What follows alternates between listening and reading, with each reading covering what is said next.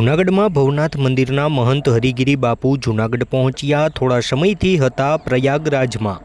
જૂનાગઢ પહોંચ્યા બાદ પ્રથમ પ્રતિક્રિયા મહેશગીરી બાપુના તમામ આરોપોને નકાર્યા। ભૂતનાથ મંદિર અને દત્ત શિખરના મહંત મહેશગીરી બાપુ દ્વારા હરિગિરી બાપુ પર લગાવાયા હતા નાણાકીય લેતી દેતીના આરોપ।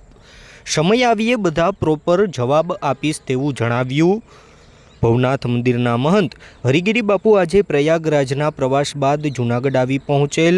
જૂનાગઢ આવી પહોંચ્યા બાદ મીડિયા સમક્ષ તેઓએ પ્રતિક્રિયા આપેલ હતી, જેમાં હાલ ચાલી રહેલ વિવાદ બાબતે જણાવેલ કે તેમના પર ભૂતનાથ મંદિર અને દત્ત શિખરના મહંત મહેશગીરી બાપુ દ્વારા લગાવવામાં આવેલ તમામ આરોપો બેબુનિયાદ છે અને ખોટા છે। તેઓએ કહેલ કે સમય આવશે બધું તે કહેશે।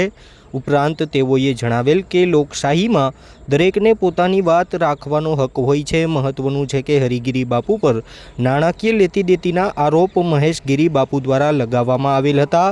મહેશગીરી બાપુ દ્વારા આ પૂર્વે કહેવામાં આવેલ કે આગામી 1 ડિસેમ્બર સુધીમાં જો હરિગિરી બાપુ ભવનાથ મંદિર નહીં છોડે તો મહેશગીરી બાપુ તેમના અનુયાયીઓ હારે જઈને ભવનાથ મંદિરમાંથી હરિગિરી બાપુને બહાર કાઢશે।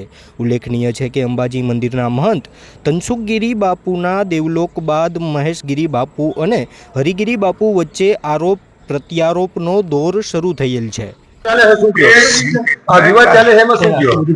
इसमें शायद जो चल रहा है बेबुनियाद असत्य पूरी तरह से आपने बाबू आज लेटर की बात तो लेटर साहब लेटर जो है आपको जो सत्य होगा जैसे अखाड़ा और जांच करेगा साहब लिख के दिया जाएगा। कोई मेरा उसमें कहीं से कहीं तक लेटर में 420 फ्रॉड किया गया है।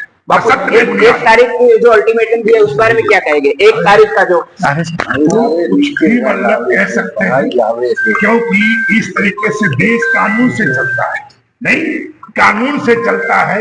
ऐसे कहीं कुछ कब्जा करने से कहीं कुछ होता नहीं। ये बड़े घुड़की बापू काउंटर में कुछ कहेंगे? अभी मैं अपने बात करेंगे, अभी सबसे राय बात करेंगे। अभी इंद्र भारती जी से और यहाँ के महात्माओं से वार्तालाप करके कोई निर्णय होगा बताओ। धन्यवाद।